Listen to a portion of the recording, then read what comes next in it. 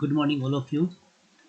आज स्टार्ट करेंगे chapter 1 of history 10th class, rise of nationalism in Europe.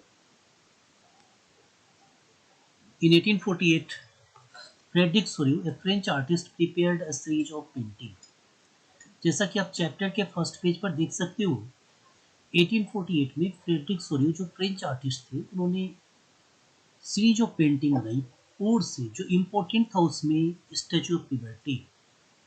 वो painting किसकी थी? Statue of Liberty. तो just you can see that in one hand of the Statue of Liberty there is book which denotes the rights of people। एक हाथ में statue of liberty के क्या है? बुक है जो लोगों के अधिकार को दिखाता है, लोगों के अधिकार को डिनोट्स करता है। And in another hand there is torch. दूसरे हाथ में क्या है? टॉर्च। उस टाइम में टॉर्च की मीनिंग क्या होती थी? मशाल। टॉर्च का मतलब क्या होता था? मशाल। जो मशाल या टॉर्च किसको डिनोट करता है? इनलाइटमेंट को। It denotes enlightenment.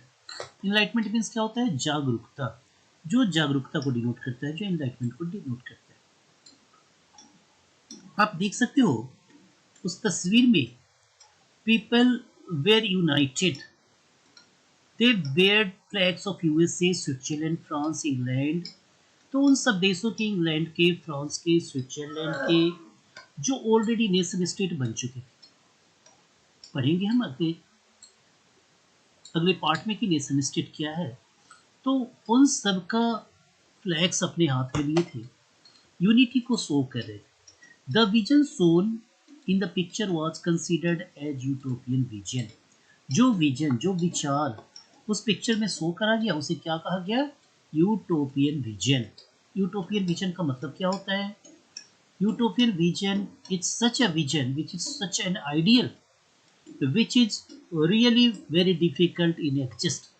ऐसा विचार जो इतना अच्छा हो, इतना आदर्शवादी हो, जिसका रियल में बहुत ज़्यादा होना मुश्किल है। फॉर एग्जाम्पल, अगर उस टाइम की बात करें 1848 की, तो दुनिया के लगभग सभी देशों में मोनार्की थी, राजतंत्र था या कॉलोनियल रूल था। तो लोगों के पास अधिकार बिल्कुल भी नहीं थे, राइट्स बिल्कुल भी नहीं थे। और उस टाइम में ये सोच कि लोग अपने अधिकारों के लिए संघर्ष कर रहे थे या करेंगे, it was an utopian vision. क्योंकि ज़्यादातर जगहों पर लोग गुलामी जैसी ज़िंदगी जी रहे थे। एब्सोल्यूट मोनार्की थी। Absolute monarchy means king is having all the power, राजा के पास सारे पावर थे। और वहाँ पर ये सोचना कि लोग अपने अधिकारों के लिए संघर्ष करेंगे, तो for that time period it was considered an utopian vision. लोग इकट्ठे होंगे, एकजुट होंगे अपने अधिकारों के लिए, ऐसा सोचना भी मुश्किल था, क्योंकि दुनिया के लोग डरे हुए थे, कॉमन पीपल स्पेशली। और उस टाइम में यूटोपियन विजन था, उसको माना गया। सो दैट अब एक और बात कर ले कि नेशनलिज्म है क्या? Rise of nationalism. नेशनलिज्म क्या है? Nationalism is the feeling of love and pride for nation.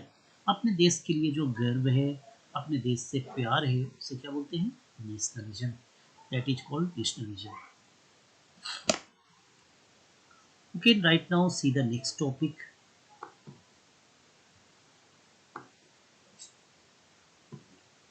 Next is role of the French revolution in the growth of nationalism. अब ये नेशनलिज्म की फीलिंग कहाँ से आई?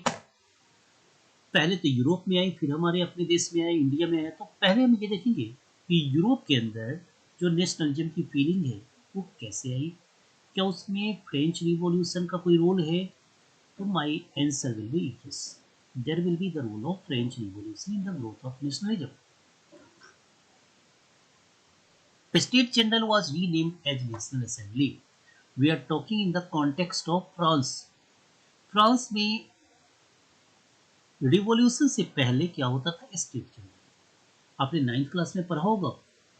स्टेट जनरल के मेंबर्स थे वो राजा के द्वारा अपॉइंट हुए। King used to appoint the members of state general and this was Toothless.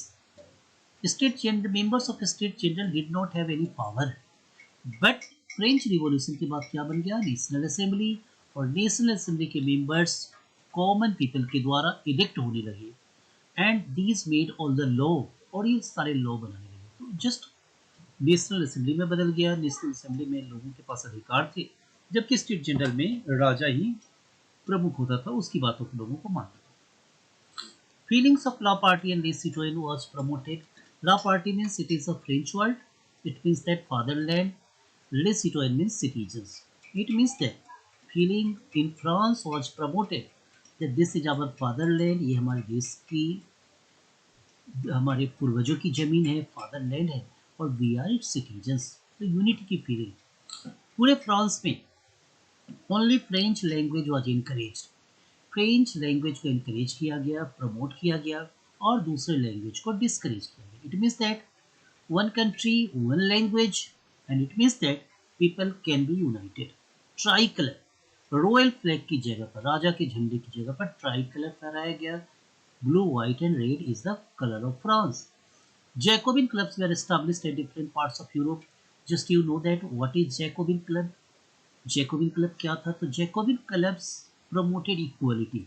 Equality को प्रमोट करता था। वो चाहता था जो आर्टिशंस है, पीजेंट्स है, they should be provided equal rights. And you know that in 1792 Jacobin club की गवर्नमेंट बनी थी फ्रांस में, और सभी मेल को वोटिंग राइट्स दिया गया था irrespect of their property.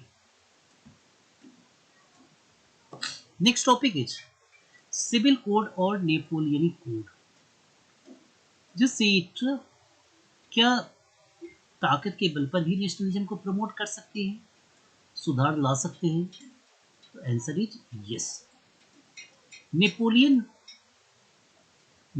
was a great conqueror.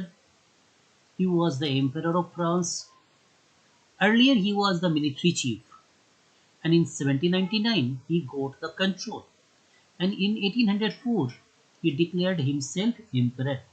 1804 में नेपोलियन ने अपने आप को क्या घोषित किया? एम्परर, सम्राट।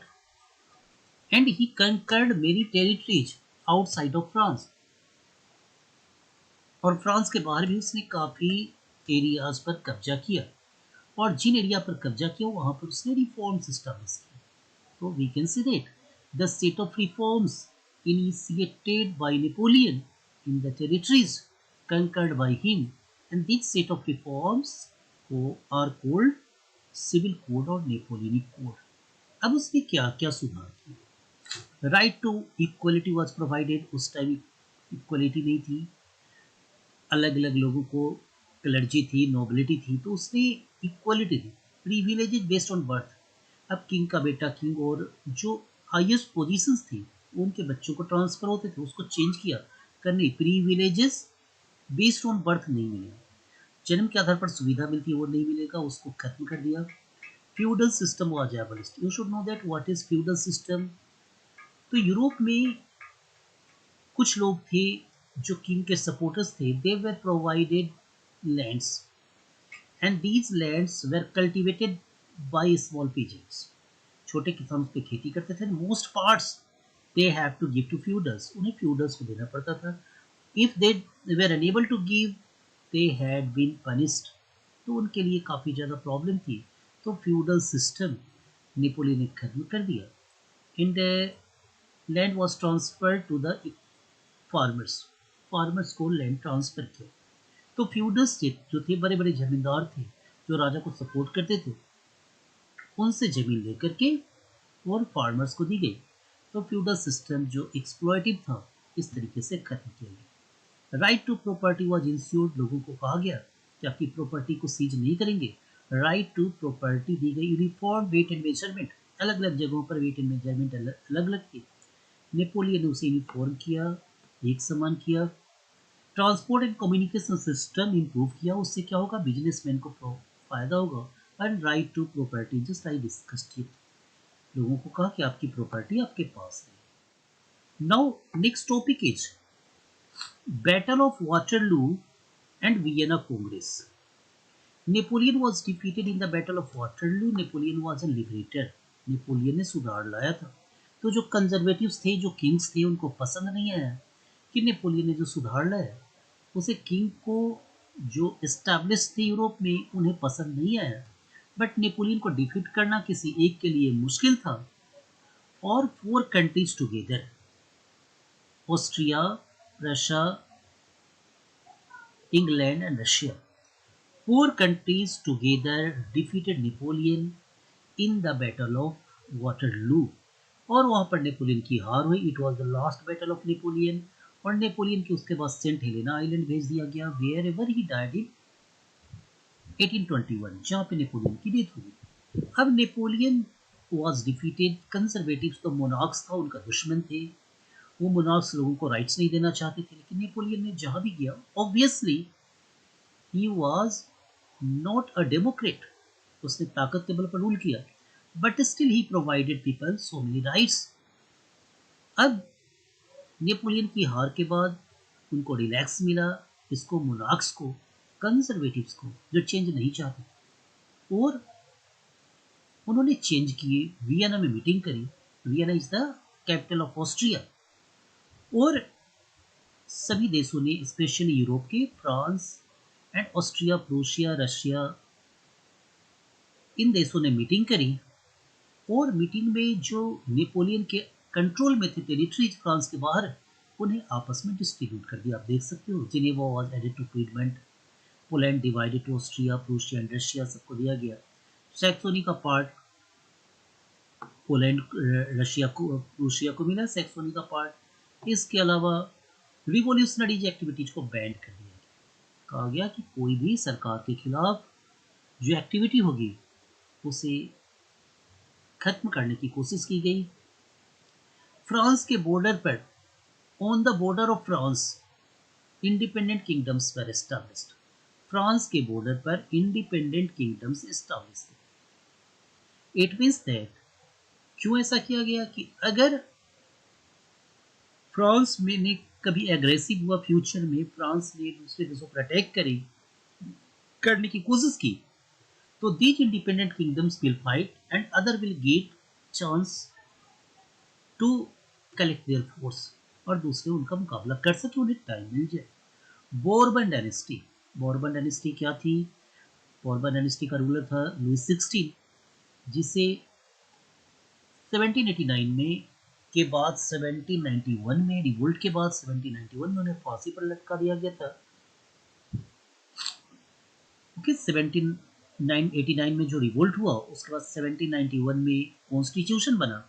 और 1793 जनवरी में बोर्बन डायनेस्टी का रूलर था लुई 16, उसे फांसी पर लटका दिया गया. तो बोर्बन डायनेस्टी को फिर से रीएस्टैब्लिश किया गया. कब? 1815 में. और रूलर किसको बनाया गया? Louis 18. Louis 16 was no more. Louis 18 became the king. और ऐसी कोशिश की गई कि फ्रांस के पावर को फ्यूचर में भी कम किया जाए. And as you know that Congress, Vienna Congress, that meeting was hosted in 1815 in Vienna, capital of Austria.